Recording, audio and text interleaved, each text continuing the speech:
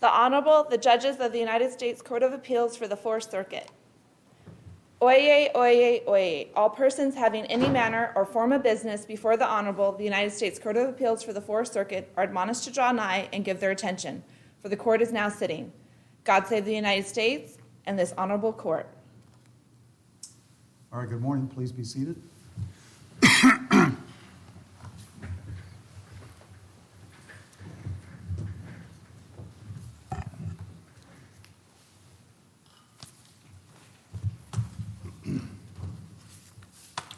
Welcome to the Fourth Circuit. We have three cases on the calendar this morning, and pleased to have you all here. We begin with United States v. Smith, 21-6829. Mr. Wagner, whenever you're ready.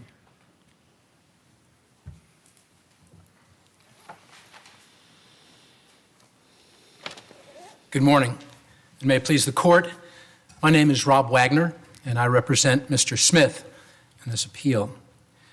Mr. Smith was a low-level drug dealer in 2006 with one state felony drug conviction on his record for which he received a suspended sentence at his state sentencing proceeding.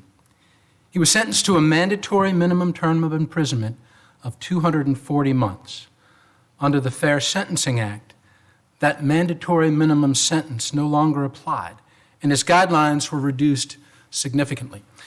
The issues presented to this court are the same issues that this court addressed in United States v. Swain, the case identified by this court as framing the issues on appeal in the very description of this case on the court's oral argument calendar.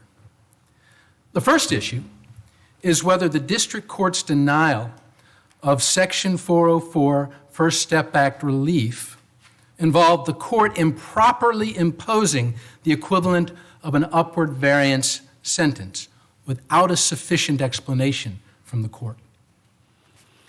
The second is the district court's failure to address or even acknowledge the broad remedial purposes of the Fair Sentencing Act and the First Step Act. Now, the resolution of the first issue raised. Mr. Wagner, can I ask you about that? Sorry to take you out of order, but with respect to that second point, what do you say that the district court had to do? I mean, did it have to recite script saying, hey, by the way, I recognize the remedial features and intentions of the First Step Act? I mean, the district court in this case, Judge Hudson's been around for a while. I mean, he's done more than one, I imagine, First Step Act cases. He recognized that he had to recalculate the guidelines range, and even though he didn't say so expressly, I can't imagine that he didn't understand that the sentence he ultimately fixed on was an above guideline sentence. So I'm just, kind of left wondering what he was supposed to do. Well, Judge, this court made clear in Swain the importance of the broad remedial purposes of both the Fair Sentencing Act and the First Step Act. And at least the court should have acknowledged that. At least the court should have said something about how Congress has determined that this is a very important matter, that we are looking at a broad range of crack cocaine cases that were sentences improperly and unjustly imposed, and we're doing something about it. And I think the court at least needs to recognize that Congress has done something about that impropriety. And if Judge Hudson had done what you just said and said, nonetheless, I'm sticking with the original sentence, and I think the reason he gave principally, I suppose, is that in addition to the nature of the offense, he focused on your client's less than stellar conduct initially while he was incarcerated, albeit he improved over time. But my question is, if he had done what you just said and then decided, nonetheless, I'm going to keep the sentence that I imposed initially, do you have something to fight about? I mean, what's the argument at that point? Well, absolutely. Then that would be the first issue, Judge.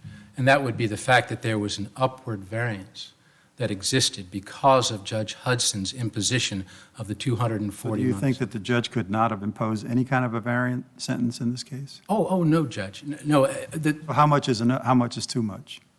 Well, if there's an upward variance, I mean, the Supreme Court in Rita, this court in Moreland, all indicated that there must be sufficient justification in the record for that upward variance. And the judge never even acknowledged that he was imposing an upward variance. And so the level of the upward variance, when you look at the changes under the Fair Sentencing Act, the subsequent changes by the Sentencing Commission to the crack cocaine guidelines, if you look at those changes, the difference is upwards of 100 months from the 240-month sentence that was imposed by Judge Hudson and the high end of the revised guidelines. With that kind of upward departure that he was imposing, there had to be more. He was relying principally Just on... to clarify, you said something about upwards of 100, but it's 78, right? Well, Judge, I would suggest that the court should consider the error in the calculation of the guidelines. Did you suggest that in the district court? I did not, Judge. Okay. I did not, Judge. But here we are some 3 years later, 2 years after the judge's decision.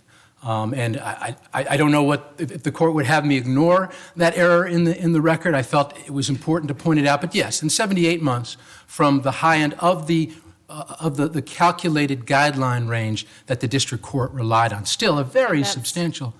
I know in Swain we said it's an effective variance, but the effective does a lot of work there, right? It's not an actual variance because the court's allowed to make adjustments as if the Fair Sentencing Act was in place, right? There was an actual variance sentence here when he was originally sentenced, right? A variance of about 5 months from the guidelines. The guidelines were adjusted because of the mandatory minimum The sentence. mandatory minimum. 240 months. Right. So I don't know if it was, maybe an effective variance would be a good way to put it there as well. Have we found variances of approximately 78 months, let's call it a variance, in original sentencing? Have we found variances of that length to be justified by the seriousness of the offense, behavior while incarcerated, those sorts of things? Well, certainly, Judge. There are cases, but again, they must be very scrupulously justified in the district court record. The district court judge must make references to why an upward variance is justified. In this case, you had a rehabilitation question that came up, and clearly, in the first couple of years of Mr. Smith's incarceration in the federal prisons, he had some problems. He had some violations, but now it's been 10 years since any infraction that he's had in the federal prisons. And with his informal brief that he provided to the court, he has now obtained his GED. This is a person who had learning disabilities. And he worked, and he got a letter from his GED teacher at the institution to talk about the good work that he had done and the improvements that he had made. And finally, very recently, he's actually obtained that GED. And so anything that Judge Hudson said about problems with rehabilitation and the institutional record, I believe are defied by the recent progress that Mr. Smith made. And Judge Hudson acknowledged that.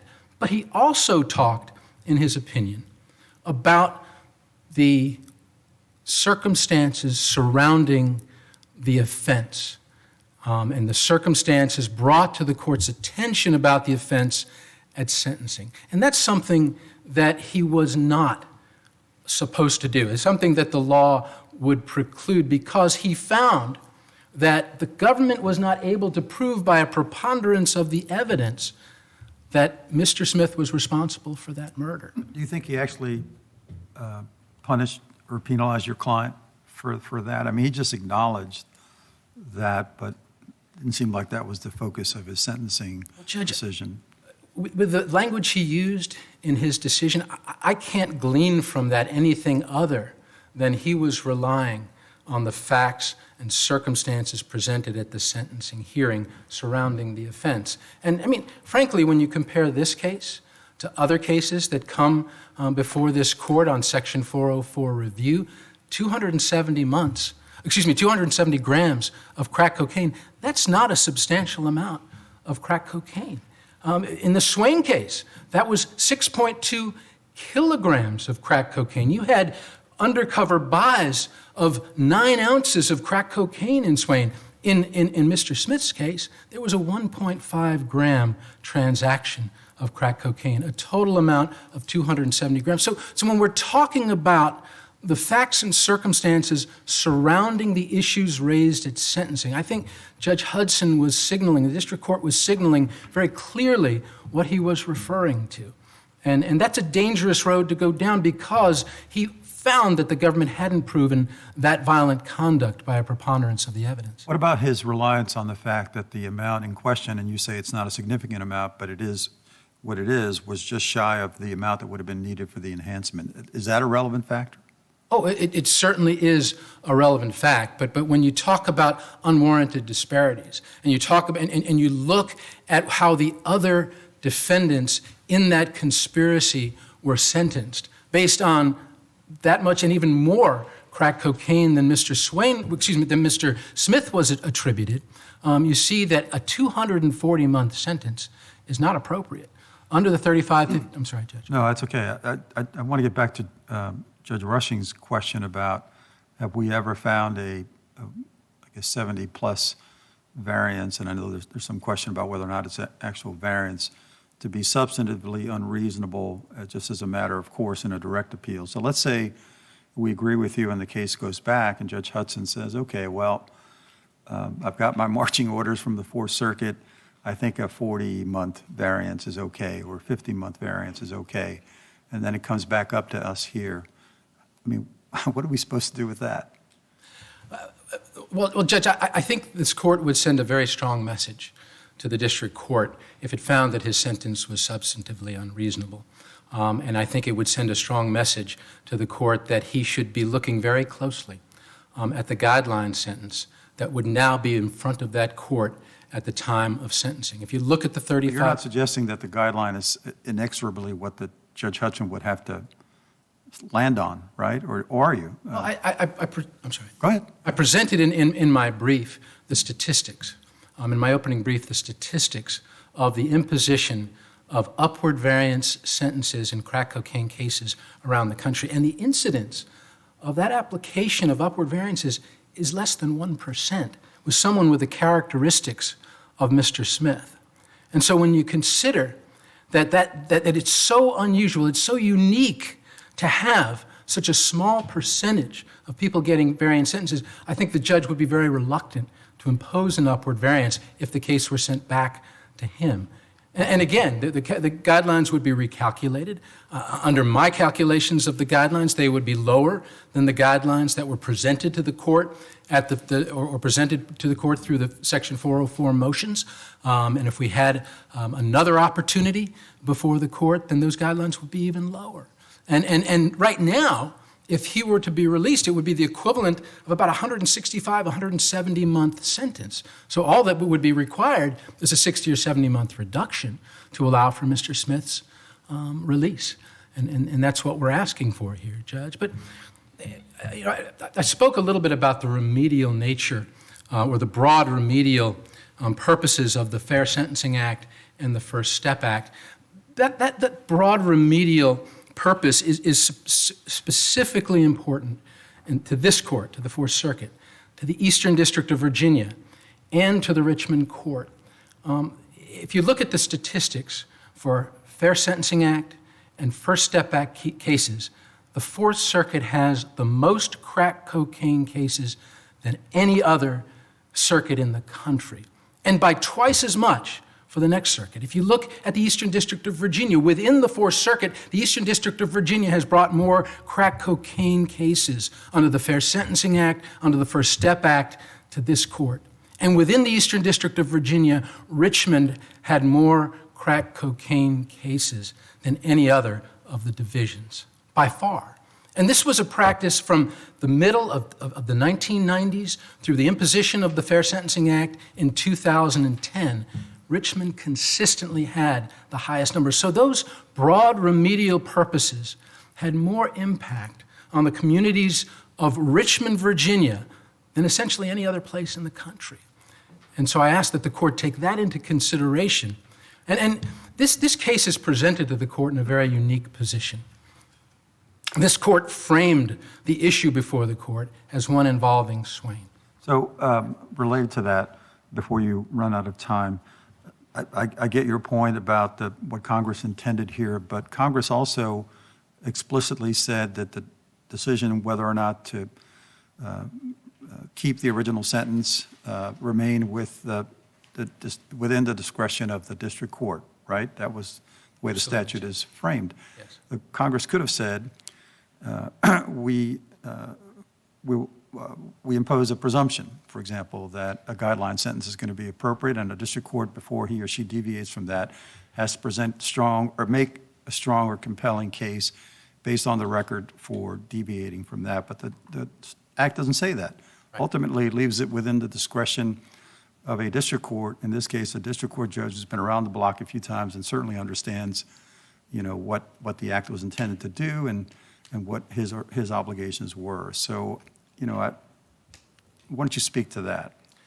Sure, Judge. And I think it's fair to say that Congress did provide the district courts with tremendous discretion under Section 404 of the First So what Step makes this case an abuse of discretion? Swain.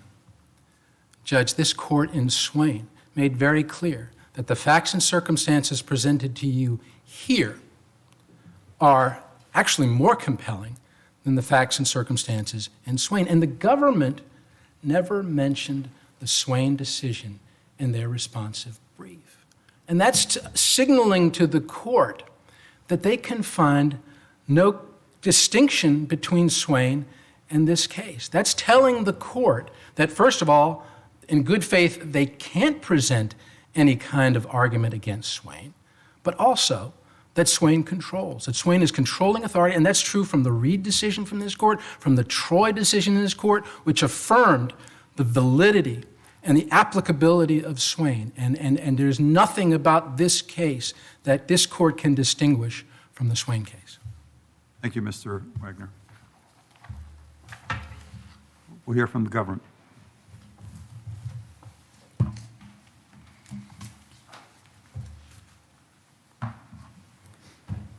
Good morning, Your Honors, and may it please the Court. Daniel Honnold for the United States.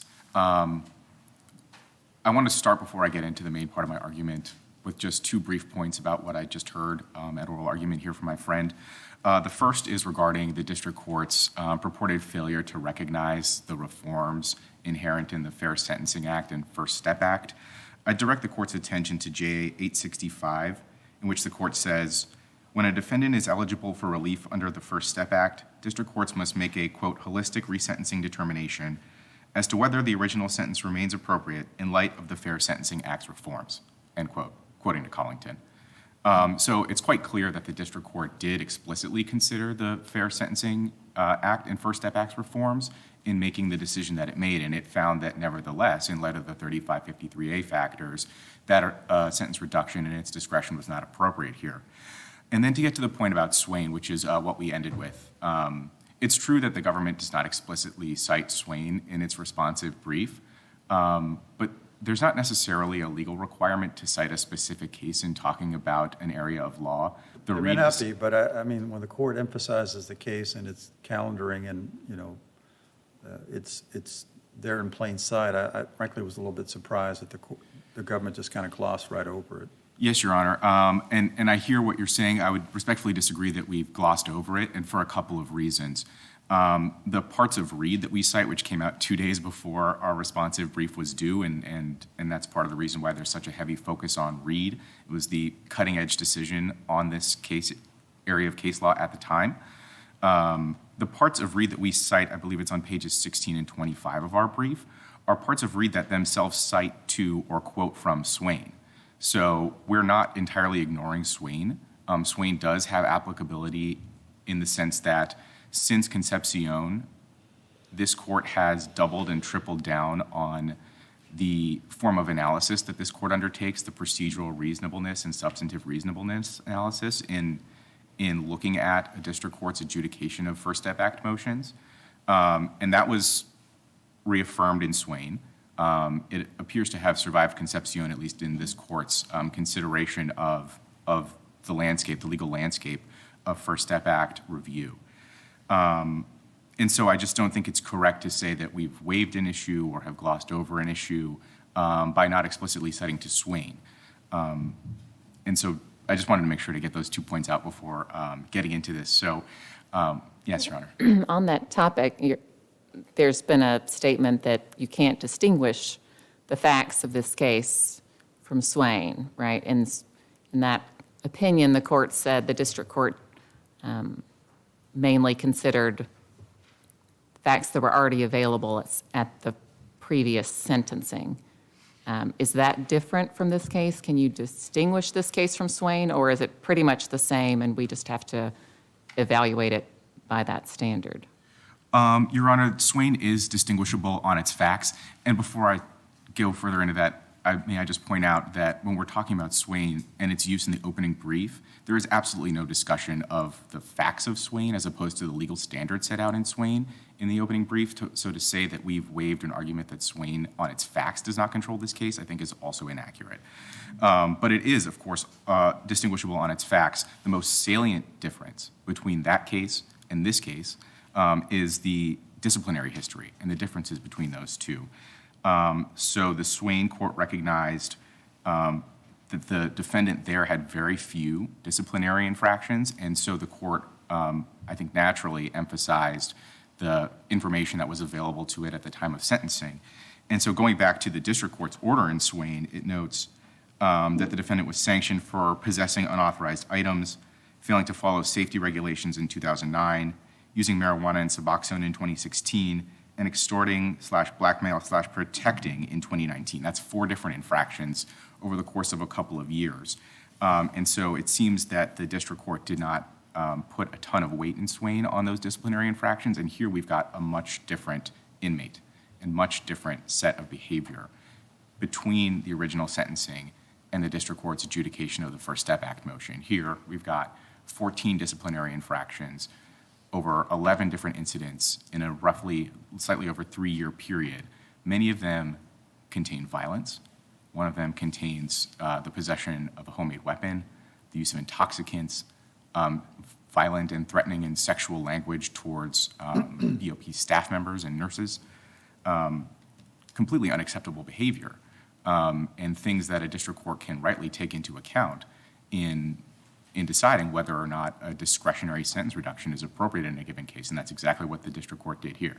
What about the argument, and maybe the paragraph you recited earlier about what the district court said about the First Step Act covers this, but Mr. Wagner says that the district court didn't expressly acknowledge that this was effectively an upward variant sentence. Do you agree with that premise to begin with? And second, if you do, where did the district court expressly acknowledge that?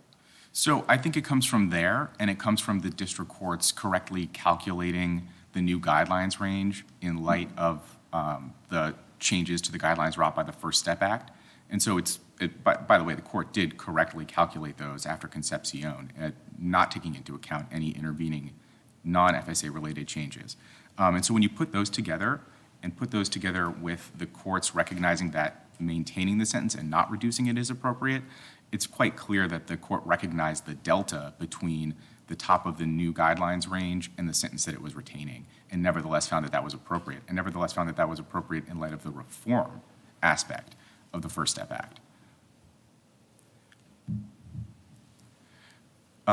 And so, Your Honor, I want to get to another point that was raised at argument here about the murder allegations of the informant, Ms. Beard. My friend correctly points, I think, to the proper part of the opinion that is the focus of what should be this court's analysis here, the circumstances raised at sentencing that add to the seriousness of the offense conduct.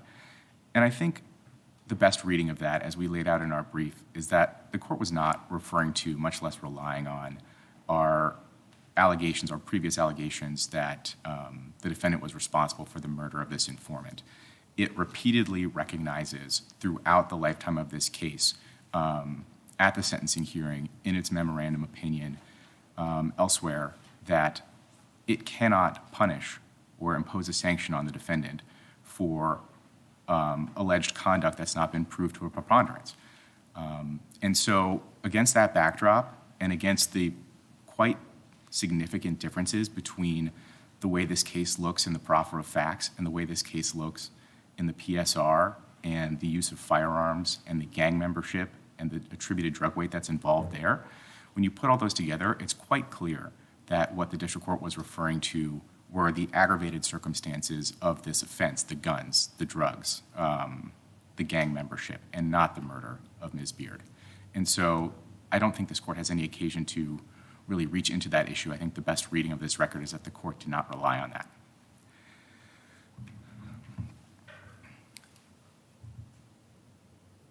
I'm not seeing any questions from the court. I'm prepared to address a few issues that the government has with the reply brief that was taken in this case, and I can just briefly go through a few of them.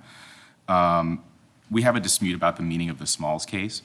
My friend... What did you say? I'm sorry, you had a dispute. We have a dispute about the meaning of the Smalls case and issue presentation questions raised in that. The Smalls case does refer to issues not being allowed to be raised in a reply brief, but it's quite clear when you read the opinion that what the court is referring to is new arguments that cannot be raised in a reply in support of a motion for relief in the district court. So it's just not correct to say that that issue presentation requirement is limited to briefs on appeal. It's both briefs on appeal and briefs in the district court. And the scheduling order here did not relieve the defendant of his responsibility to make relevant arguments in support of his motion in his opening motion and not wait until the reply to raise them, which is what happened here. And I recognize that the court has signaled the relevance of Swain in its scheduling order, but to the extent the reply brief is arguing that the government was required to discuss a certain issue or is limited to only discussing a certain set of issues by virtue of the appointment order, docket number 10 on this court's docket, it's just not correct. That was a letter that was addressed to defense counsel and is not an order of this court that binds the government.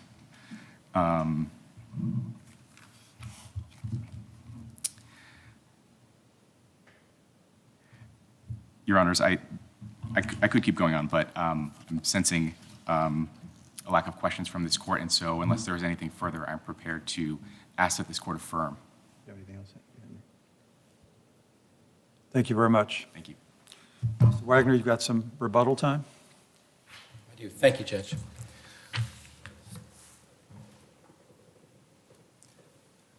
So the first issue I would like to address from the government's argument is the disciplinary history of Mr. Smith and to what extent the court could credibly say that that was such a factor that it would justify a very significant upward variance sentence. And at the time of the district court's decision, that was 2021, Mr. Smith's last infraction in the Bureau of Prisons in his institutional setting was back in 2013.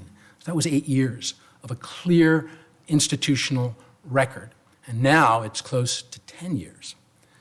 There was a letter that was submitted to the district court from a Department of Justice, Bureau of Prisons employee talking about the good things that Mr. Smith had done recently.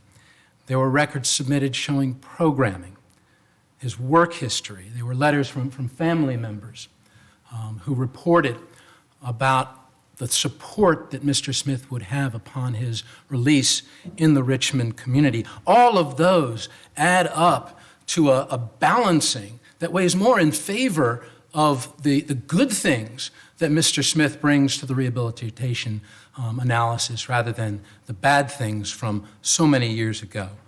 So I would ask that the court not recognize that as a sufficient reason to impose a sentence of at least 78 months above the calculated guidelines for the Section 404 motion. Now, Swain was a game changer. The Fourth Circuit, through Swain, joined the Sixth Circuit and the Johnson case in finding that a Section 404 case can be overturned on substantive unreasonableness grounds. And that's what this court did. That was a big step. And in subsequent cases, in Reed and in Troy, this court cited authoritatively to Swain, did nothing to withdraw from that game-changing decision that Swain made. And there's nothing in this case that should cause this court to step back from the decision it made in Swain, from the precedent this court set in Swain, to give people like Mr. Smith the opportunity to go back to his community and to his family. I don't understand anyone to be asking us to change that. We're a panel of 3 judges. We can't say substantive unreasonableness doesn't apply, right? So we're not being asked to step back from that precedent at all. We're being asked to apply the standard of substantive reasonableness through the lens of Concepcion and what a district court has to say or doesn't have to say, or not that very deferential standard, to the particular facts of this case. Is that right? Oh, absolutely. Absolutely, Judge. And with that in mind, you have the government in their presentation of their argument to the court not even referencing Swain. I think that's so important here, Judge. I mean, Your Honors, that is signaling again to the court that this case cannot be distinguished from Swain. And I don't think the government said much here today to draw that distinction. In Swain, you had a far greater quantity of drugs over a 4-year period, a far longer period of time of drug distribution. You had a firearm in furtherance of drug trafficking, something that you don't have in this case. Yet this court found, that under those facts and circumstances, the application of substantive unreasonableness was appropriate. If it was appropriate in Swain, it must be appropriate in this court. We ask that this court reverse the decision of the district court, remand the case to the district court on a finding that that 240-month sentence was substantively unreasonable. Thank you. Thank you, Mr. Wagner. I note that you are court-appointed, and on behalf of the court, I want to thank you for your able representation of Mr. Smith.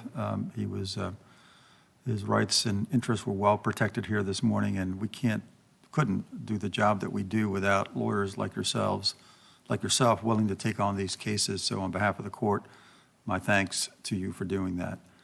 And Mr. Honold, the same. I want to thank you for ably representing the government's interests. So thank you both for your arguments. We're going to come down and greet counsel and then move on to our next case.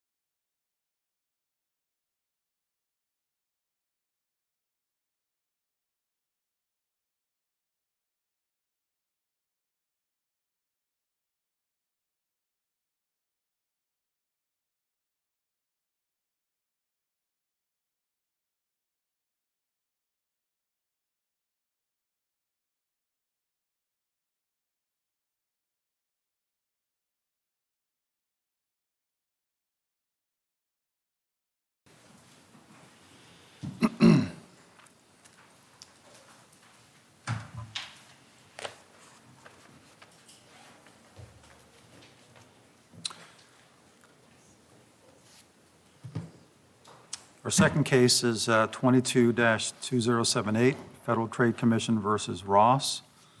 Mr. Greenspoon. Yes, thank you, Your Honor. And good morning, Your Honors. May it please the court. A federal agency continues to claim the fruits of an awesome power, that it should never have aggrandized to itself, and that courts should never have recognized. And Your Honors, I personally stood before a panel of this court 9 years ago in this courthouse, representing appellant Christy Ross. And I urge this court to issue the same holding, recognizing the FTC's lack of Section 13B monetary judgment power that the Supreme Court eventually handed down in AMG Capital.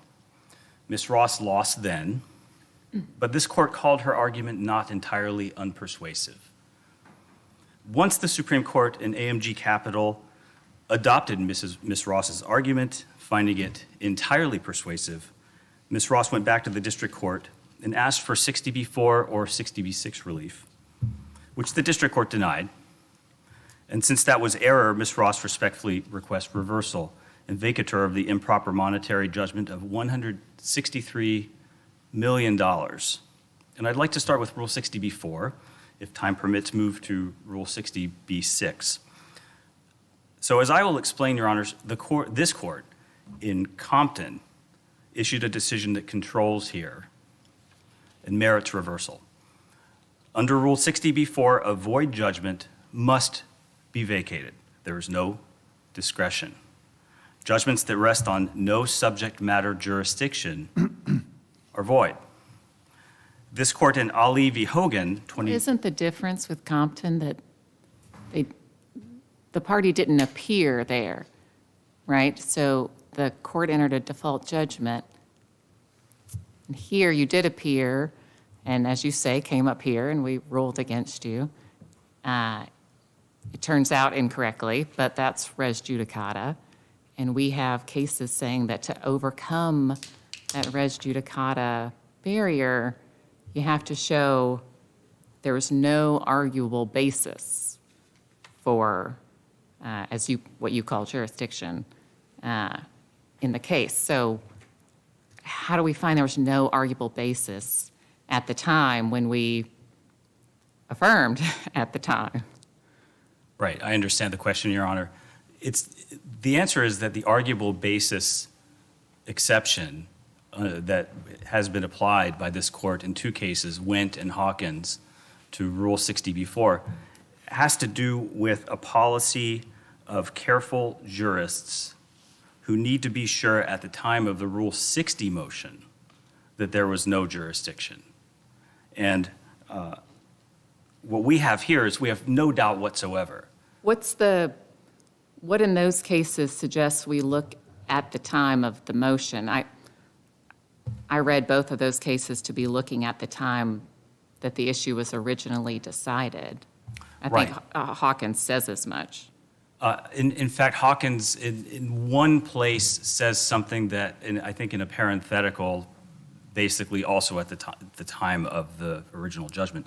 What you see in Hawkins, I was actually going to bring this up as part of my argument, is that every other time that it mentions the arguable basis standard, it mentions it in the present tense, meaning at the time of the Rule 60 proceedings.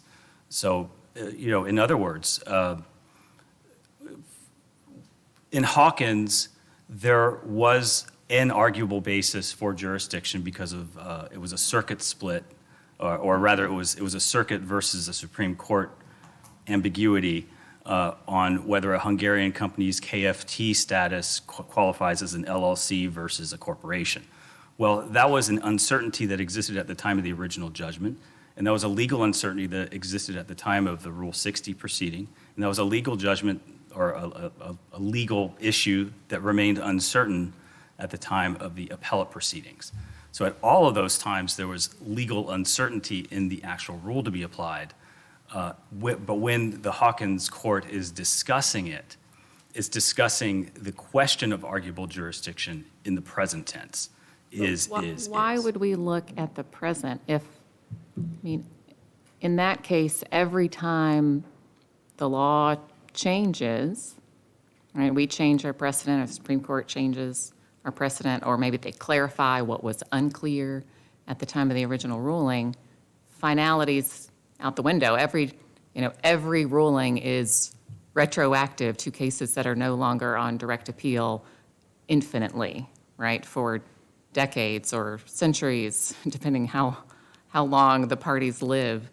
Why would that be the rule? Well, I respectfully disagree that our argument goes that far, because what Your Honor just described is the mine run of cases. We have a concern about floodgates. We have a concern about retroactivity. We're not talking about the mine run of cases. We're talking about cases where there's a jurisdictional ruling that clarifies what had previously been uncertain law, and that does apply retroactively. There's no suggestion whatsoever in any of the cases cited by the FTC that a jurisdictional ruling is only forward-looking. But that begs the question of whether or not this is actually the Supreme Court's decision was actually a jurisdictional ruling. I mean, Hawkins was the traditional question of diversity jurisdiction, and it was that in that context that the court suggested that there was an arguable basis for jurisdiction. There's been no dispute that both the FTC and Ms. Ross were properly before the district court when it granted relief. The only question was the scope of relief. So, I mean, that just seems to me to be an entirely different can of worms, not having anything to do with jurisdiction. Well, two answers to that, Your Honor. First, this is a case about standing to seek a certain kind of relief. In Ali v. Hogan, this court said lack of standing leads to a lack of subject matter jurisdiction. And the second part of the answer is that the Supreme Court holds that we don't bestow standing in gross. So standing for a party has to exist for not only every claim they raise, but every type, form, or kind of relief that they seek. That's exact language from the TransUnion case, and the TransUnion case relied on the Summers v. Earth Island Institute case. So what we have here is a jurisdictional issue. The third part of my answer, if I go a little bit further, is the wording in AMG Capital is unambiguous, and this court's Pukey decision recited it in its unambiguous form, that decision, AMG Capital, was about authority. Authority in two dimensions, both dimensions, authority of the court and authority of the party. Authority holdings are the language of jurisdiction. I can see the word jurisdiction is not used in AMG Capital, but it didn't have to be for that language to be so strong. Well, the district court below said that the judgment was not void, one for the arguable basis point, but also because the remedial provisions of 13B are not jurisdictional in nature. I recall that, Your Honor. May I respond? Sure. The district court was relying on the same case that the FTC relies on for that proposition, which was United States v. Philip Morris. And several other district court cases have relied on that case as well. But that decision does not hold what the FTC says it does on pages 16 to 17 of its brief. In the FTC's words, the holding supposedly was that a remedy error would not render a judgment void under Rule 60b-4. Instead, what the D.C. Circuit actually held was that an excess of an authorized kind of relief is not a voidness type error, what it calls exceeding remedial jurisdiction. So there, the double TV ads in Philip Morris were at worst in excess of the authorized remedy of single TV ads. And Philip Morris says nothing about unauthorized kinds of relief. And this understanding is consistent with Compton. So remember, in Compton, there were really two parts to the judgment. There is a $300 compensatory wage remedy, and there is a $60,000 penalty. The wage remedy was upheld, but this court had no trouble cleaving off the authorized wage remedy from the $60,000 penalty for which there is no statutory authorization. That was a direct appeal, right? That was a Rule 60 appeal. It was an appeal from a Rule 60 disposition. In Compton, there had been a default, and so the motion by the default party was brought under Rule 60 and then reviewed under Rule 60. I mean, but is that a distinction? I mean, it was a default judgment. We're still on direct appeal. Here we are, however many years later, litigating an issue that a panel of this court had ruled against your client on the merits. I've heard Your Honor say default a couple of times to distinguish what my client did, which was to fight. But I would posit that defaulting and fighting are two edges of a spectrum. In the middle, there's something else called a squanderer. So the defaulter and the fighter get the benefit of Rule 60 in these fashions. A person who squanders their opportunity, who's appeared in a case but chooses not to appear, those are the types of parties in Wendt and in Hawkins, who were given no extra leeway. So they got nothing. But if you're a fighter or a defaulter, you get the full benefit of Rule 60. And I see I'm into my rebuttal time. I'll just. No, I mean, you still got some, the yellow light just means you. Oh, I see. Yes, thank you, Your Honor. I think I made that same error 9 years ago. But in Compton itself, let's go back to the FTC's response to Compton, because I think this speaks volumes. They solely argue that Compton did not reach and apply Rule 60b-4. They say its holding was under subsection 6, and that's, I think, on page 23 of their brief. But that's clearly wrong, because at 608 F. 2nd 106 in Compton, this court squarely stated that such judgment, meaning the $60,000 penalty that had no statutory authorization, was, quote, void. Still quoting, this represents a separate and distinct ground for vacation of a judgment under 60B. The ground is established in this case. When such a ground exists, vacation of judgment is required, unquote. That destroys the only argument made by the FTC for distinguishing Compton. There is no way to consider such statement dictum. And I could stop there, but there's quite a bit more.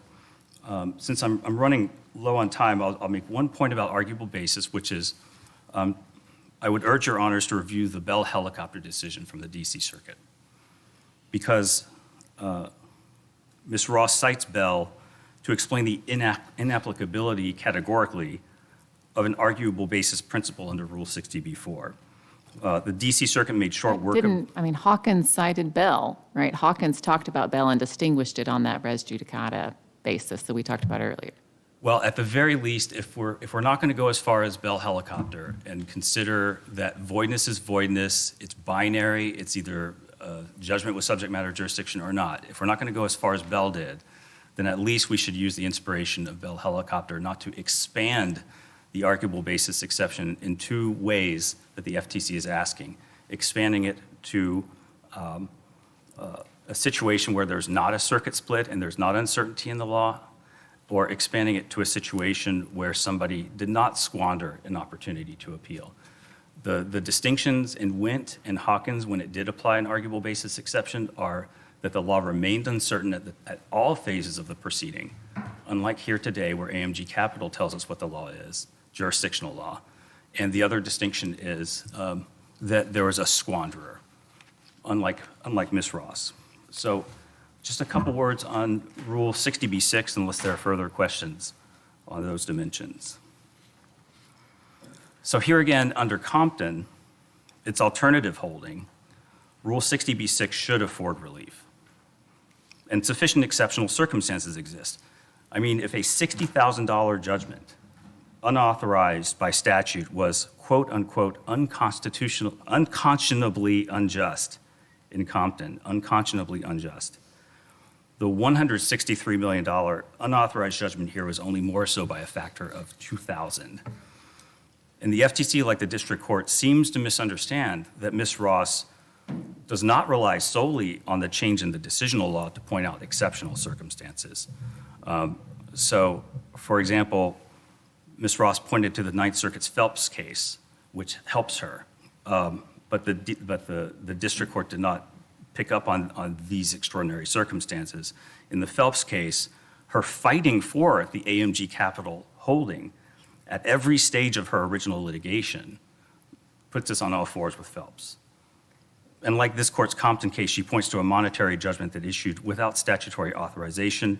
And unlike the facts in the FTC's Dow case, she is not trying to use Rule 60b-6 as a substitute for an appeal not taken. And finally, it is extraordinary that one of the FTC's cases that denied Rule 60b-6 relief to a different party after AMG Capital did so because the other party was not Ms. Ross, calling her out by name as an exemplar of somebody who would show exceptional circumstances. That's just so I'm clear about what you mean by extraordinary, because it isn't extraordinary that a Supreme Court would issue a decision that would run contrary to what every other court thought was the law. That happens not infrequently. So that alone isn't enough. It's your view that because it's just the nature of the sum of the amount involved that sort of puts it over the edge? It's all of the factors. It's a totality.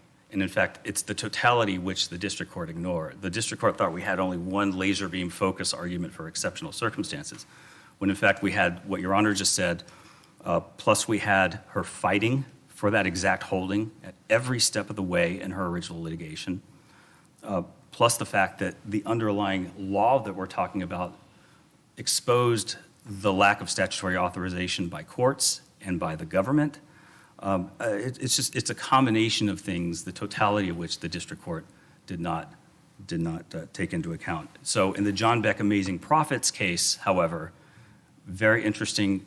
Surely it's dictum in that district court decision, but that district court judge picked out Ms. Ross as somebody who would be entitled to that kind of consideration.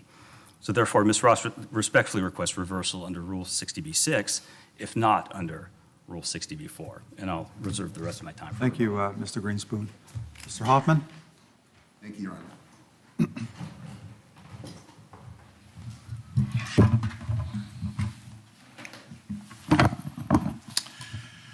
May it please the court.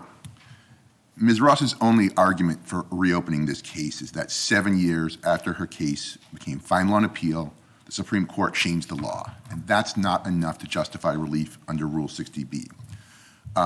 When the Supreme Court issues a new statutory interpretation decision, as it did in AMG, that decision applies in all cases that are still open on direct review, but it doesn't provide a basis for reopening cases like this one that were fully adjudicated and closed years earlier. And that's because the principle of finality is very important to the legal system.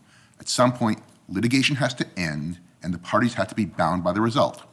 Now, Rule 60B does provide some exceptions to the finality rule, but they're construed very, very narrowly so that the exceptions don't swallow the rule. Since Ms. Ross's counsel focused mostly on Rule 60b-4, I want to start with that. And let me just start with the Supreme Court's decision in Espinoza, which I didn't hear counsel mention. And that really explains the principles that govern here. And the court said, void is very narrowly construed so that the exception doesn't swallow the rule. A judgment is not void simply because it may have been erroneous. Rather, it applies only in the rare instances where a judgment is premised on either a certain type of jurisdictional error, so not just any jurisdictional error, only certain types, or a violation of due process that deprives a party of notice or opportunity to be heard. So do you concede that this was a jurisdictional error? This was not a jurisdictional error, Your Honor, and that's my first point. AMG had nothing to do with the court's jurisdiction. The issue in AMG was how to interpret the word injunction and whether injunction was limited to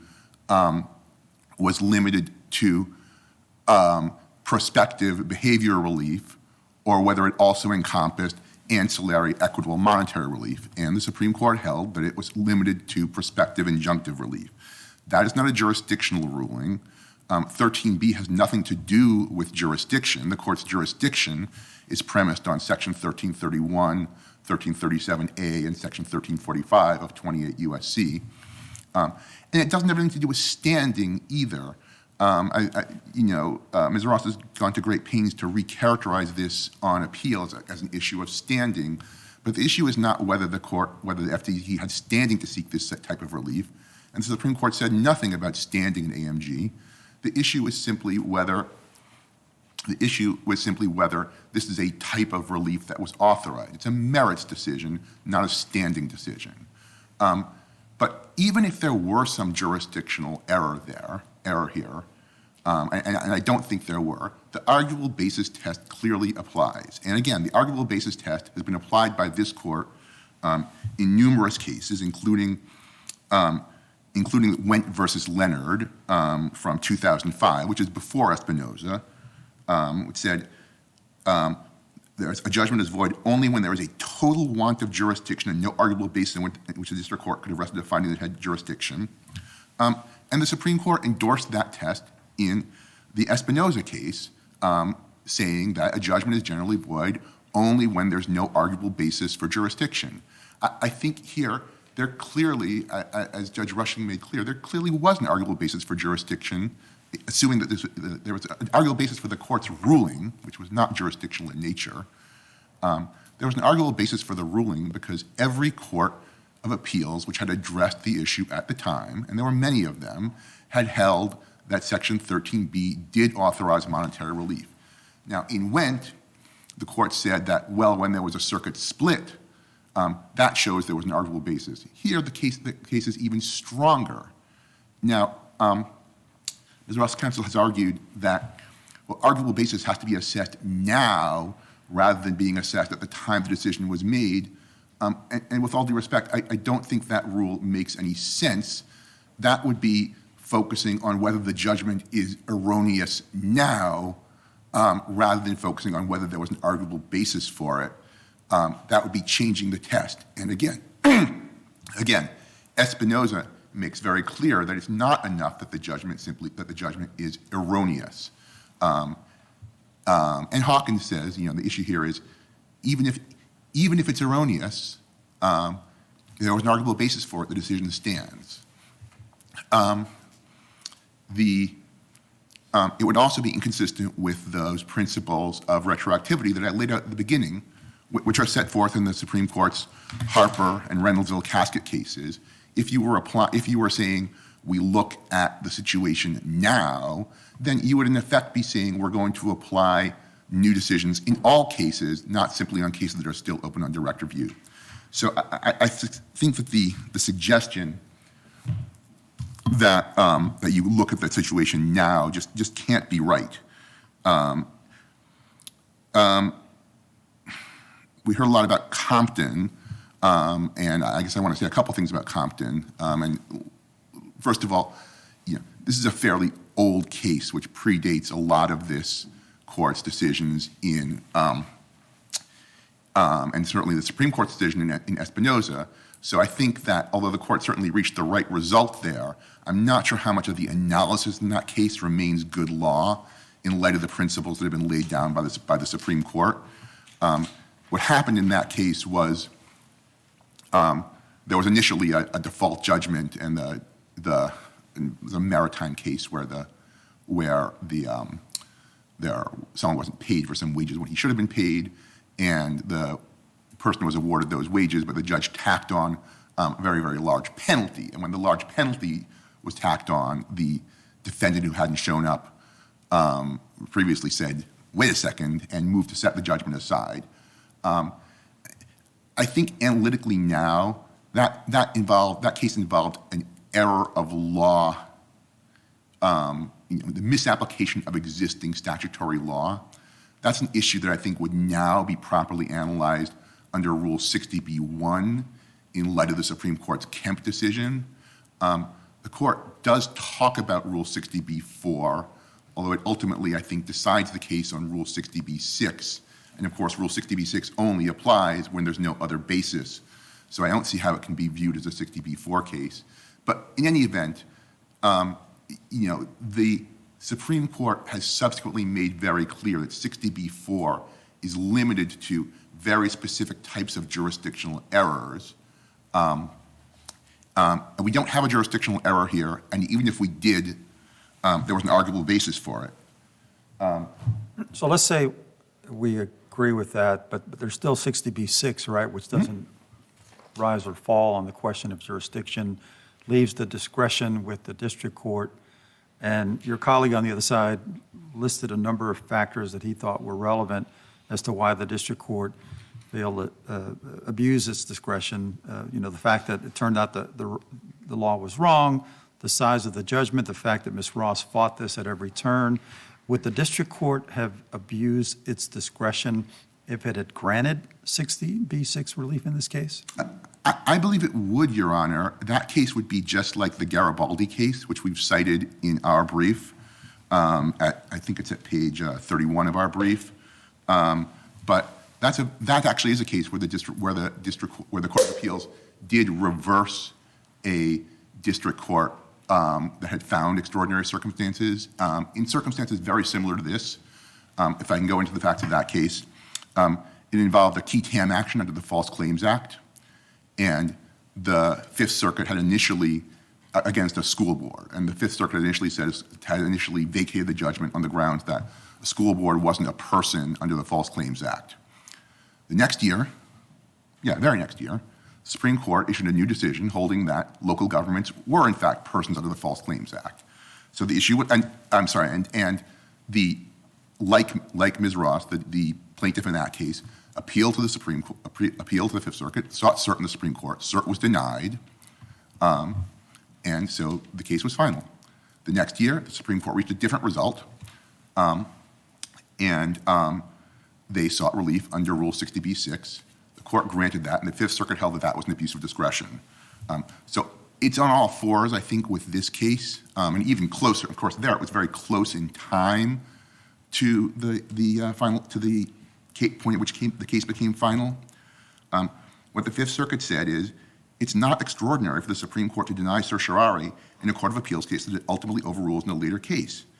And after almost every resolution of a circuit conflict, there's a losing litigant somewhere who could argue similarly for reopening his case because it was decided erroneously in light of the subsequent Supreme Court decision. If you think about it, most of the cases the Supreme Court takes involve circuit splits, which means that there are going to be, in virtually every single one of those cases, litigants who were on the losing side in the Court of Appeals, but who ultimately their position prevailed in the Court of Appeals. Many of those people have sought Supreme Court review and lost it. That happens all the time. That's not enough to make a case extraordinary. So I think that, that's really the only thing at issue here. So the size of the judgment itself doesn't matter either. I don't think the size of the judgment matters. The judgment is large here because this was a very, very serious fraud. A lot of money was taken from people. So I don't think that's a relevant criterion. What is a relevant criterion, and which the district court did consider, is the length of time that had elapsed between the judgment becoming final and the motion. And that's the key thing here. It's not the point at which, it's not how long she waited after AMG to file her motion. The question is, this is a judgment that had been final for a very long time. And the district court looked at that and said, it's on the last page of its decision, the amount of time that has passed since the judgment was entered, almost 10 years, weighs unfavorable to a finding of extraordinary circumstance. So the district court here, did consider all of the relevant circumstances. It simply found that, on balance, this was not an extraordinary case. And I've heard nothing to suggest that that was an abuse of discretion. The court, in terms of the Ninth Circuit factors, the court held that those are factors that haven't been endorsed by this court. One of those factors, though, is in fact the length of time that's elapsed, and the court did consider that. Of course, that's a time period that's largely beyond Ms. Ross's control, right? It is a time period that's beyond Ms. Ross's control, and it's not, that's not, we're not faulting her, because of course there's nothing she could have done other than, she could have paid the judgment rather than remaining a fugitive. But it's a question of finality and the importance of finality to the court system as a whole. If we're going to reopen 10-year-old judgments, are we going to reopen 20-year-old judgments, 50-year-old judgments? In the Puckey case, this court said it wasn't going to get involved in relitigating the merits of a 20-year-old judgment. It was only dealing with things that were open on direct appeal. And that's consistent with what the Supreme Court said in Harper and in Reynoldsville Casket. In cases that are open on direct appeal, you get the benefit of the new ruling. Cases that are closed, they're closed. I see no reason not to apply that rule here. I want to briefly, just flipping back, mention the Philip Morris case, which was mentioned in the opening. This is 840 F3rd 844, page 851. And what the court said is, we hold that Rule 60b-4 does not permit relief where a court has exceeded its remedial authority. I think that principle applies squarely here. That's the argument they're making. There's no question that Ms. Ross violated the law, that relief was appropriate. The question here was whether the relief went too far. That's not a jurisdictional issue that's cognizable under Rule 60b-4, nor, as I've said, is it a standing issue. And even if it were, there certainly was an arguable basis. I think I've covered what I had to cover. If there are more questions,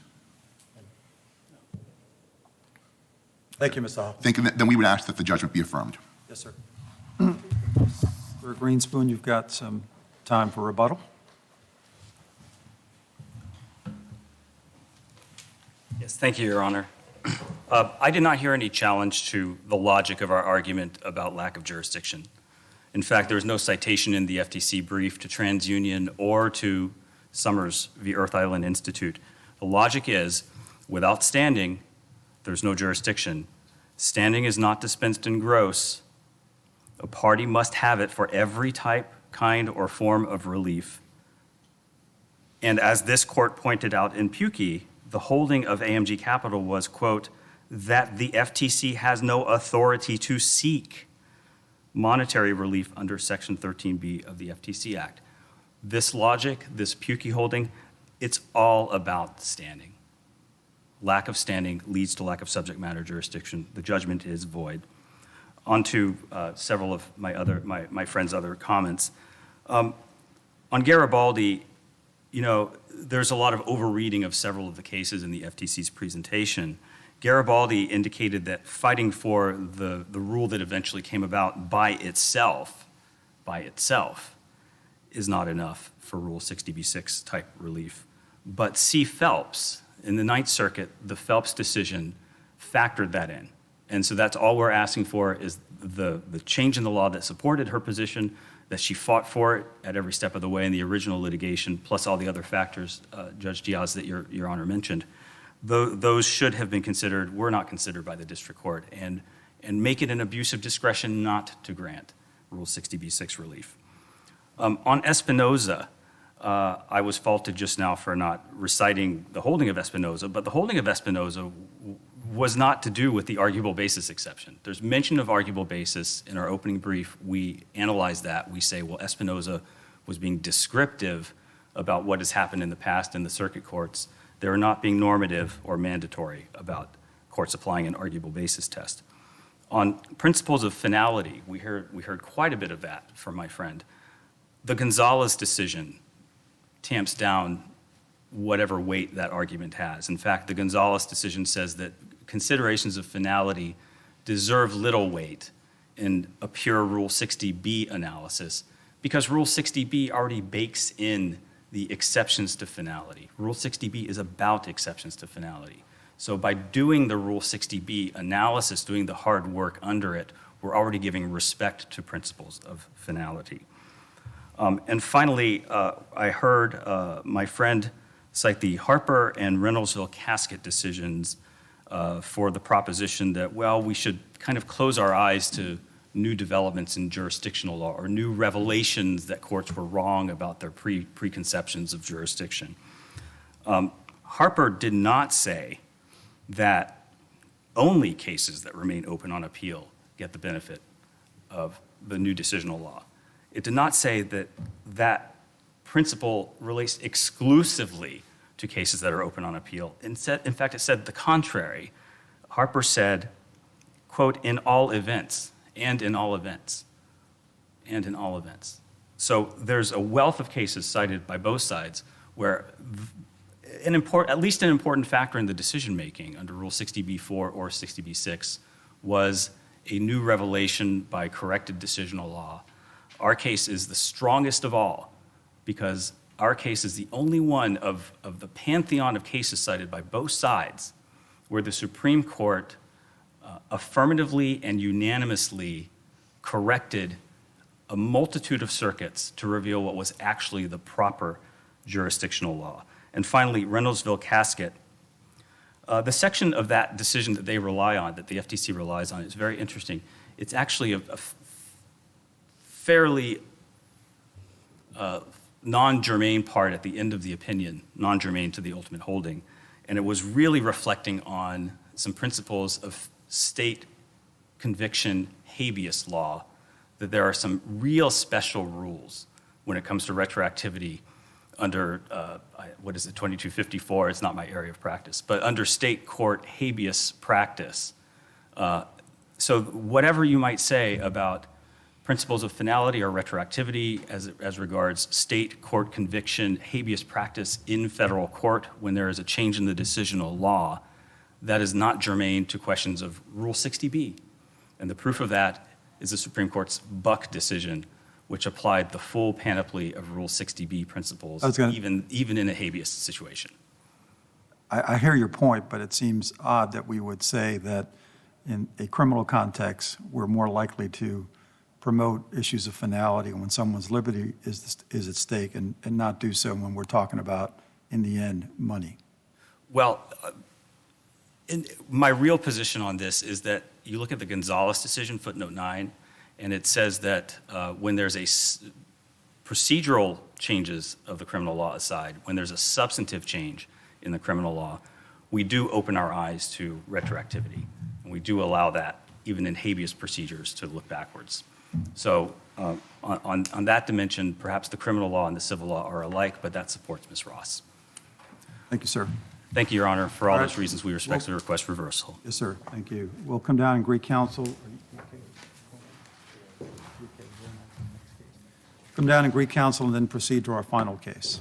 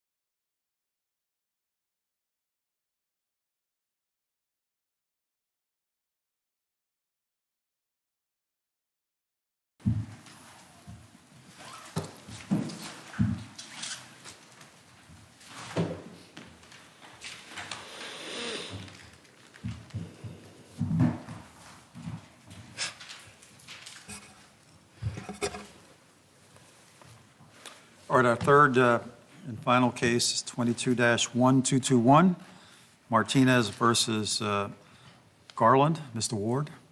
Good morning, Your Honors, and good morning, Counsel, and may it please the Court. I'm Michael Ward on behalf of Jose Antonio Martinez, who is an Honduran who is seeking protection from threats to his life in Honduras. He has been denied statutory withholding and protection under the Convention Against Torture. And those are the matters that we appealed. But this court has added another matter, which is one of jurisdiction. I will address the jurisdiction first because that seemed to be something the court was particularly interested in. There's no need to remind the court of certain basic principles, but in a case like this, I feel the need to do so anyway. First is that in jurisdiction cases, the court must take into account the well-settled and strong presumption favoring review of administrative actions. And second, and important here, is that a panel of this court cannot overrule another panel except in the case of an intervening ruling of the Supreme Court or a ruling of the Supreme Court of this court that makes that previous precedent untenable. The court did not directly mention which aspects of jurisdiction due to the Johnson and Nasrallah cases that it was concerned with, but I see two. The first is whether the court has jurisdiction over Convention Against Torture and statutory withholding cases in conjunction with not appeals, but reviews of orders of removal under 8 U.S.C. 1252A1. I believe that with regard to the Convention Against Torture, Nasrallah decided that clearly in the affirmative. Justice Kavanaugh pointed to two separate statutes that authorized the Convention Against Torture to be heard with withholding appeals, with removal appeals. And he also pointed to Section 1222B9, which essentially tells the court to hear all related appeals with appeals of removal orders. With regard to statutory withholding, the first two may not apply, but the second certainly does. B9 is just as applicable to statutory withholding as it is to the Convention Against Torture. There's no other mention in Nasrallah or Johnson of, in Nasrallah, of statutory withholding, except for raising the possibility that someone may think that the holding in Nasrallah also applied to statutory withholding. I personally find that an implication there that statutory withholding is also to be heard with orders of Right. removal, but it's a very weak The problem implication. is, right, the question is then, a withholding order can ride along with a final order, right? That Congress has provided that in B9. But what's the final order that it's riding along with here? And was a petition from that order timely filed? And the Supreme Court's told us that's a jurisdictional timeliness requirement. You are turning, Your Honor, to my second point, which I believe is the more complicated point, and grows out of a Second Circuit decision finding that a reinstated order of removal is final at that point, and any petition for review of the reinstated order of removal has to be filed within 30 days of that reinstated order. It is our position that Second Circuit decision is contrary to the precedent of this court as well as many other courts. Recently, subsequent to Nasrallah. Well, I guess, but the question is whether it's consistent with the precedent of the Supreme Court, and if if our precedent is resting on thin ice, if not overruled sub silentio as a result of Supreme Court precedent, I mean, we're required to follow that. So what's your argument? Your Honor, our position would not disagree with you, but in order for the Supreme Court to overrule that precedent, it must do so precisely, explicitly. It must make the precedent untenable. And this court has subsequently to Johnson and Nasrallah in Thomas Ramos decided that it has jurisdiction in a case. I didn't read a jurisdictional discussion in that case. There's a subsection, Your Honor, a note 9, I believe it is, that says we have jurisdiction in this case, even though it was decided by a judge.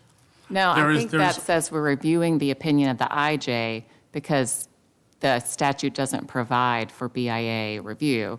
So the IJ's opinion is the one the court has to review. But there was no jurisdictional briefing or discussion or argument at all in that case. Well, there's the fact that they must have been considering jurisdiction when they specifically noted jurisdiction there.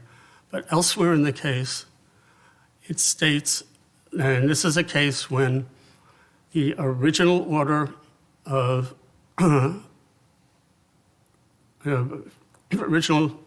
order reinstating removal occurred in February 2019. The petition for review was not until 2020. In Torres Ramos, the court specifically said that this was a timely petition. In the text of the opinion. Right, but we don't give credence to what the Supreme Court has called drive-by jurisdictional rulings, right? Just because we exercise jurisdiction doesn't mean that that's a precedential ruling of the court, that it's considered all the arguments we're talking about today and has made a finding about them that then binds other panels going forward. I would suggest, Your Honor, that in deciding whether it is a drive-by jurisdictional issue, you should consider all of the factors. The factor that the court specifically said it was dealing with jurisdiction. It said it was timely. Excuse me? It said it was timely, right? It said it was timely, and it also said it had jurisdiction in the judge, from the judge. Both of these are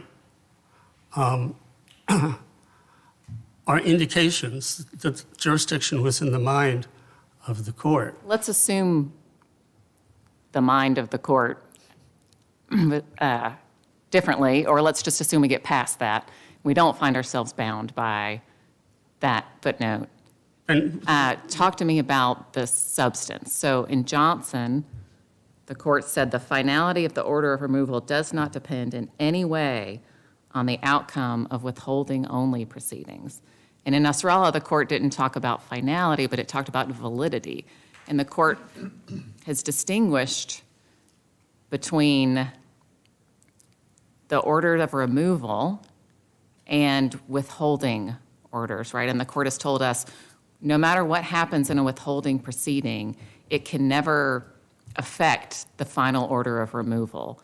It can't affect its validity, which seems like a strong indication from the court, Supreme Court, to us that withholding, the disposition of withholding requests can never affect the finality of an order of removal. And an order of removal becomes final when it becomes final, and that's not affected by withholding proceedings that can't, that have no effect on the validity of that removal order. So what do we do with that? what I suggest you do with that, Your Honor, is to heed the words of Justice Alito in Johnson, where he said, "We express no view on whether the lower courts are correct in their interpretation of Section 1252, which uses different language than 1231 and relates to judicial review of removal orders rather than detention." The court was very specifically not ruling on the jurisdictional aspect of a final or a reinstated removal order. I would also point back to this court's ruling, albeit vacated, but not for that reason, in Guzman Chavez versus Haas. Vacated by Johnson, right? What? Vacated by Johnson. Yes, but on a different, essentially, issue. And in that decision, the court said that a ruling on a reinstated removal order is not final until all withholding proceedings are done. And there are numerous courts of appeals preceding Johnson that have held that same matter. And then you have Johnson, which says we're not taking a position on those. Yeah, So guess, I but, don't see there's how Nasrallah, Johnson. Too. Hi, sorry. I'm sorry. Right. Nasrallah and Johnson don't have a holding that says all of these cases are overruled. The court doesn't have jurisdiction. We have to decide whether we have jurisdiction in light of the Supreme Court's new pathway that clearly distinguishes between the validity and, it seems like, finality of a removal order and the withholding proceedings to include CAT, right, to include Nasrallah. I would respectfully submit, Your Honor, that the only time this court needs to reconsider its precedent on such issues is when that precedent cannot be reconciled with the Supreme Court decision. That's essentially what the Fifth Circuit did on the same subject. They No, the said, Fifth Circuit had an independent ground for jurisdiction, right, that we don't have here in the Rubio case. well, the Fifth Circuit, I would have to go back and look at that, but the Fifth Circuit specifically said that we can't take a position on this because our precedent is different and nothing in Johnson changes specifically.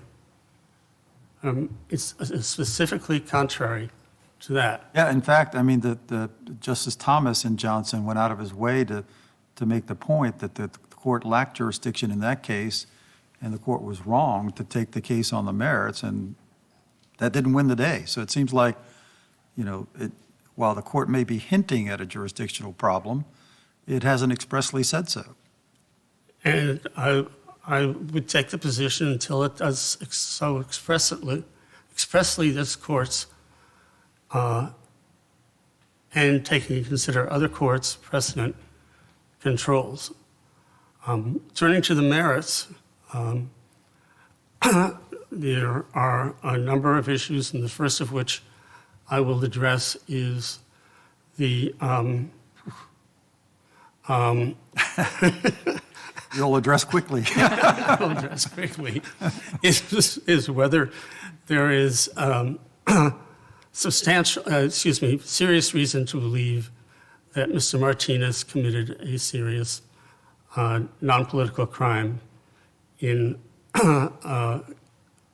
Honduras. It is our position that, first of all, a statement, two statements in fact, without a corpus, without any corroborating evidence that there was a crime whatsoever, not a name, not a place, not an evidence, cannot. Ward, I know you're looking at the clock. Why don't you take an additional 3 minutes and just get to the merits? Because I know we spent a lot of time on this jurisdictional question that we foisted on you at the last minute. So go ahead and. Well, this is part of the merits that they. No, what I'm telling you is I'm not holding you to the clock, but. Oh, okay.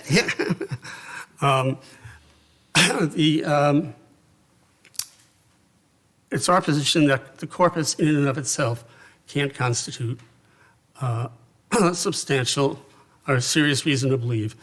And counsel is going to talk to you, I'm sure, about the burden switching, which I will try to respond to in my rebuttal. But this particular statements themselves lack indicia of credibility. One was made after Mr. Martinez was hit on the head and had mental issues. Both were made under translation situations that were not documented, where one was not documented, and the other could be open to mistaken understandings. In addition, there are records from Honduras that says he has no criminal record. So I will leave it at that because of other matters, but essentially it's stretching anything to call this serious reason to believe. The second big issue deals with Convention Against Torture. The immigration judge conflated the rulings under the Convention Against Torture by finding that there was no evidence that Mr. Martinez would be tortured by government officials or people acquiescing with the government. That's two different questions. First question is he going to be tortured? Second question is there acquiescence? On the first question, it is hard to believe that anyone, any rational decision maker, would not find a probability of torture when 8 members of his family have been murdered in Honduras, where he has numerous declarations and autopsies and matters discussing their death, when he has been beaten himself numerous times by the gangs. So on that issue, it would appear to me that there can be very little question that the judge was clearly erroneous. On the acquiescence issue, the problem is that the judge did not engage with Mr. Martinez's evidence. He presented considerable conditions evidence as well as testimony and declarations about the police not responding to anything. The judge only said, a lot of this is dated. Of course, it was no more dated than the Department of Human Services data, and he discussed no individual pieces of Mr. Martinez's data. You know, a judge does not have to clearly talk about every piece of evidence, but he has to make it clear he's looked at it, that he's considered it, that he explains why it's wrong. The judge here did none of that. In fact, at one point, there's some question raised whether he had even looked at all of it in the second hearing. Whether he got around to it in between or not is unclear. But he never engaged in that information. Second, he only decided what the national government was doing. He said the national government is taking steps to improve the situation, and that's not the standard. The standard is local officials and national officials. If local officials are acquiescing in torture, that's just as important as national officials. The immigration judge also misstated the standard of willful blindness. He said it required the authorities to have knowledge of torture, of the torture that's going on. It does not. It only requires it to be aware in general of torture happening and place a blind eye. And having used well over my extra time, I will hope I can have a little bit of rebuttal when All right. the Attorney General is finished. Well, thank you, Mr. Ward. Tennyson? Good morning. May it please the court. Robert Tennyson for the government. So for the longest time, the Department of Justice has taken the position that you wait until the end of withholding-only removal, withholding-only proceedings to, for the petition for review to be filed, right? But the logic of Nasrallah and Guzman Chavez, or Johnson, as we're calling it, seems very much the contrary and has caused us to take a position shift, quite frankly. Under Nasrallah, it's clear that CAT orders are not part of a final order of determination. They don't merge with the final order of determination. They're something separate. They do get carried with the final order of determination under 1252A4 and 1252B9. Those are funneling provisions. Likewise, under Guzman Chavez, the court determined that a reinstatement order is administratively final when the reinstatement order is made, not when the withholding-only proceedings take place, that those are not related to the final order of removal. The Guzman Chavez decision, there was a separate opinion about jurisdiction, but that was a different jurisdictional question, right? That was the one about detention and reviewing those, right? Supreme Court didn't reject what we're talking about today. Right, exactly. So, and interestingly enough, this court, yes. So the logic of Guzman Chavez itself with regard to how the, the relationship of withholding-only provision, withholding-only proceedings to the underlying reinstatement proceedings, right, and the administrative finality of that, would seem to conclude that, would seem to, or would necessarily imply that there is no jurisdiction, that there won't be jurisdiction, that the appropriate final order of removal isn't the thing that occurs at the end of withholding only proceedings, because that's separate from the reinstatement order. That is a determination that is independent of the reinstatement order. But that the withholding only proceedings and CAT determination, that all of that gets funneled back in to the final order, which is the reinstatement order, under 1252b9. And so the appropriate time under 1252b1 for the petition for review to be filed is the time of the reinstatement order. In this case, the reinstatement order was issued, I believe, on January 15th, 2021. So the petition for review would have been due on February 14th, assuming that's not a weekend, of 2021 as well.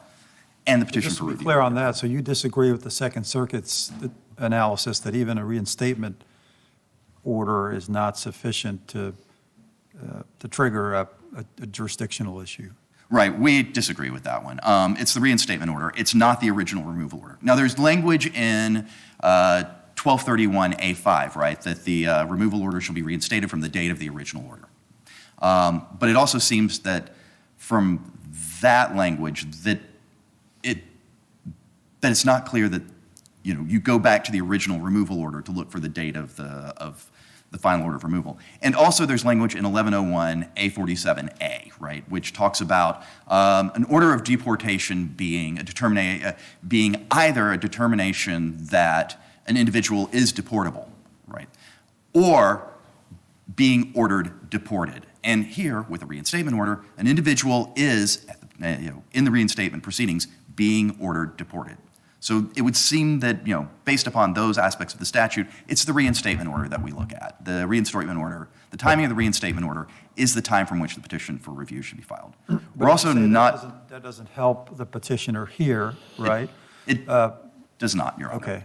But in your brief, you seem a lot more definitive now that we should dismiss for lack of jurisdiction. In your brief, you said that we might exercise jurisdiction just as a matter of prudential concern, but either we have jurisdiction or we don't. So. Right, you have jurisdiction or you don't. I think that the hypothetical jurisdiction, so the Ninth Circuit has taken hypothetical jurisdiction in particular cases. I'm trying to remember, it's not this type of case, but... In your hypothetical jurisdiction... Right. Seem to depend on the merits, right? Right, exactly. You thought we can presume to have jurisdiction if we're going to affirm or deny the petition, right? But there's no basis for that in the law. Ultimately, no. Right. The Ninth Circuit has done it. That's questionable. But it's kind of, the petitioner won't be prejudiced here because they would lose on the merits anyway if you were to apply the jurisdictional rule here. Yes. And I'd go back very quickly to Thomas Ramos. Really, you were on the panel, Your Honor, with regard to the drive-by jurisdictional aspect of footnote 3. Right. The court noted that essentially said the IJ's ruling on review pursuant to the regulatory provision is the agency's final order. But it's just sort of this quick note, and it cites back to pre-Nasrallah and pre-Johnson case law, an unpublished decision from back then. It's just a very quick thing. It is a drive-by premise. With regard to Guzman Chavez v. Hunt,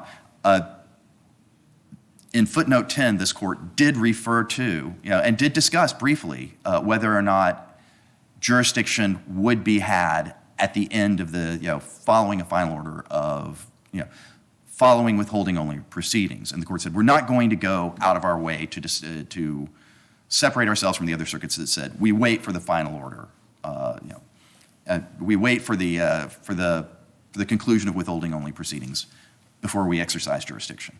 The thing is Guzman Chavez, but that was bound up in the question of whether or not the withholding only proceedings were administratively final, and that's something that the Supreme Court took on review in Guzman Chavez v. Johnson and said, The reinstatement proceedings are administratively final, and therefore under 1231, that detention is authorized under 1231, not 1226A. I believe, unless this court has other questions for me on the jurisdictional issue, let me move over to the. Can I ask you one question? And Sure. you don't have to spend a long time on this because I guess nothing rides on it. But you're saying that the reinstatement order is its own final order of deportation. How do we reconcile that with 1101's definition of when an order of deportation becomes final? It points to like review by the BIA and things that aren't available for reinstatement orders. Is that just kind of helpful guidance, or is that a suggestion that maybe we're looking at the wrong order? Right. So I would say the finality provisions, the first part has to do with when they become final, is when the board actually addresses, right, a determination of removability. And the second provision, I believe it's 1101 A47B, I'm going to say 2, talks about is when the time to appeal to the board has run. Well, I mean, logically, under a reinstatement order, the time to appeal to the board runs immediately, has run immediately because you can't afford to appeal to the board. It's not as though it's not considered. You can't even take it to an IJ, right? You can't even.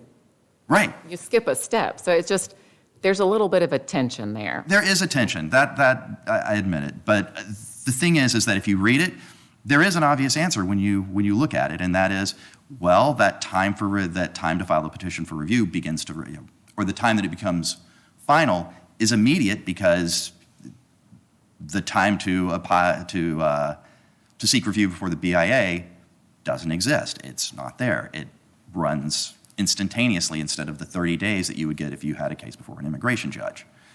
Thanks for indulging my question. You can. Oh, no, it's a great question. So, yeah. Okay, let me move to the merits in this case. With regard to whether or not there were serious reasons to believe the petitioner had committed a serious non-political crime, the question here is whether or not a reasonable fact finder would be compelled to find to the contrary. This is a substantial evidence question.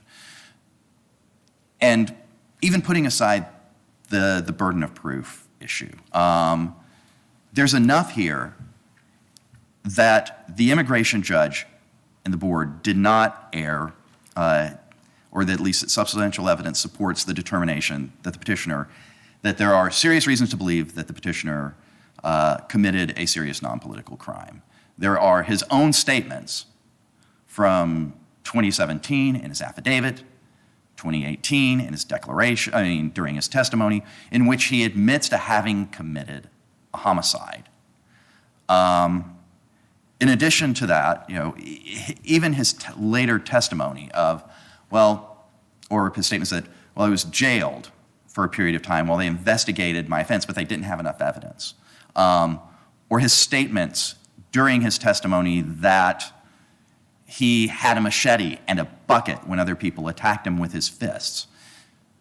All of this together would give the immigration judge sufficient basis, a reasonable fact finder, sufficient basis to conclude that the petitioner had been convicted of a serious non-political crime, or had committed a serious non-political crime, regardless of whether he was ultimately convicted.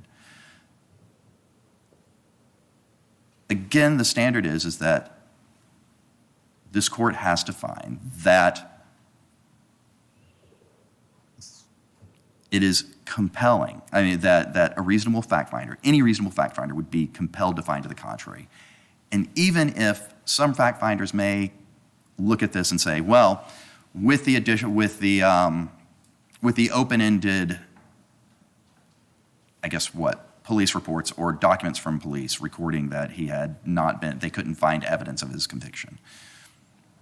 And his own testimony and all of that, nothing would compel a reasonable fact finder to come to the conclusion that he had not been convicted of a serious non-political crime. Does the court have questions about the burden shifting aspect of this before I go on? No, I have a particular concern about the cat claim. I think Okay. that's a closer. Right. If you would like, I could start talking about it, or if you have your question, I'd be happy to start. Well, why don't you go ahead and start talking, and then just Okay. in the course of the So, argument, I may ask a question. right, with regard to the cat claim, I mean, you've conceded, for example, that the district court apparently made a mistake with respect to the credibility finding. Do you agree with that? oh, the credibility finding, we've conceded the credibility finding, it has problems. It is brief, it is, there aren't very many reasons given for his demeanor finding, so yes, we aren't defending that. With regard to the cat determination, really it boils down to the determination as to whether or not a public official in the Honduras would acquiesce in his torture by gangs. And the question is, how do you gauge that on appeal? The BIA, is it de novo or clearly erroneous? So it depends upon the way in which the question comes up, right? This court has bifurcated those kinds of issues, and the board should. So the first aspect is what's likely to happen factually, and the second question is, would this qualify as acquiescence or not? Right, but I don't know that the BIA made that distinction. So it looks like the BIA was focusing on that first question with regard to the statements and the statement. I mean, it does characterize it as there's no acquiescence here.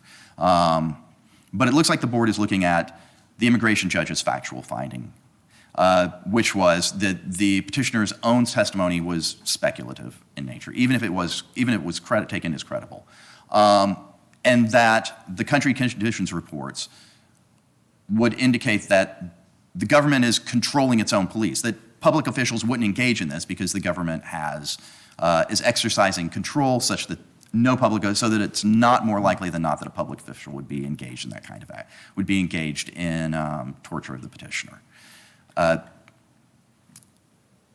And therefore, based upon that, right, that you don't have the willful blindness issue, that a public official would not be willfully blind to any torture that Mr. Martinez would endure.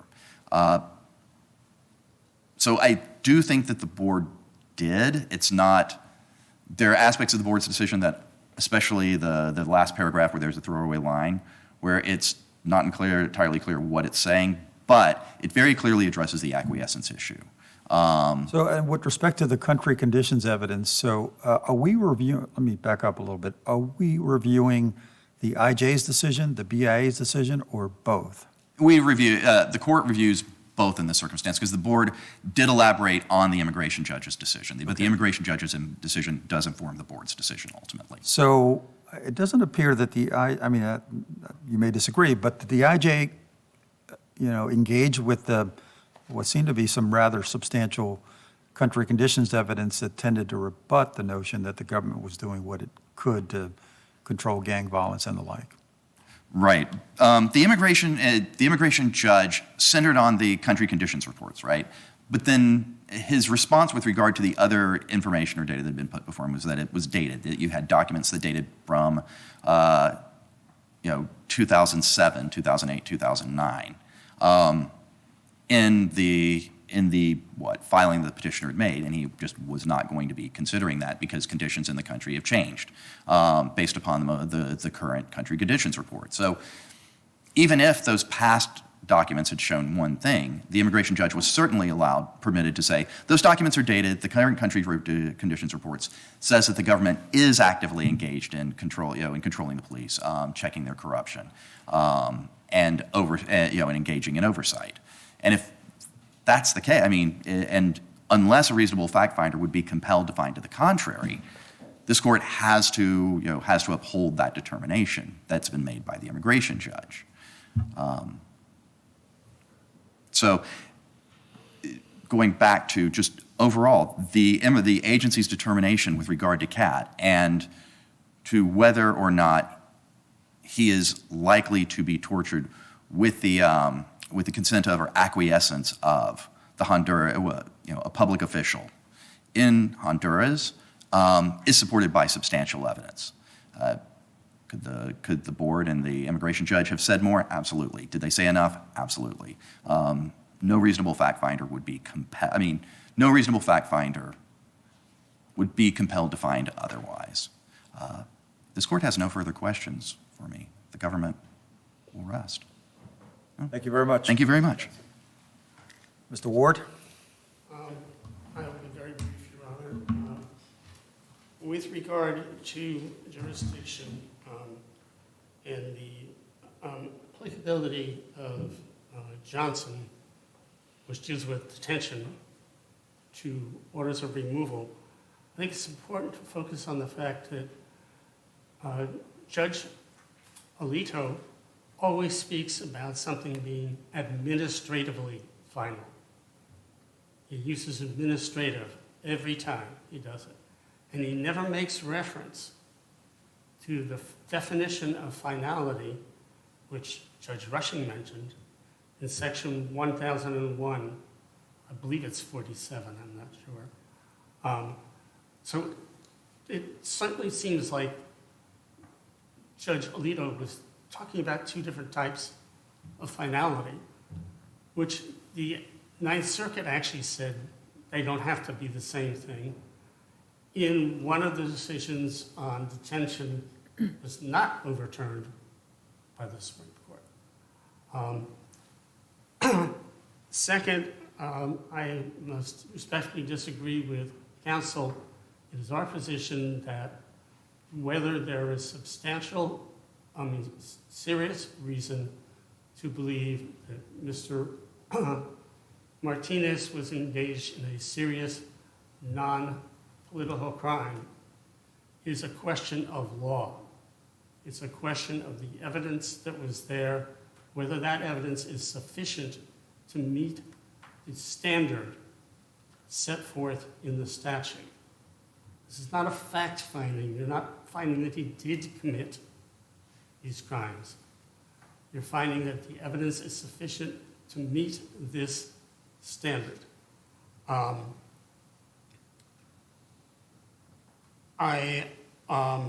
Also going back to jurisdiction, I would ask the court to look at the amicus briefs, or brief at least that has been filed, any others, regarding the consequences of the Second Circuit's decision and what that would do to the already messed up immigration situation.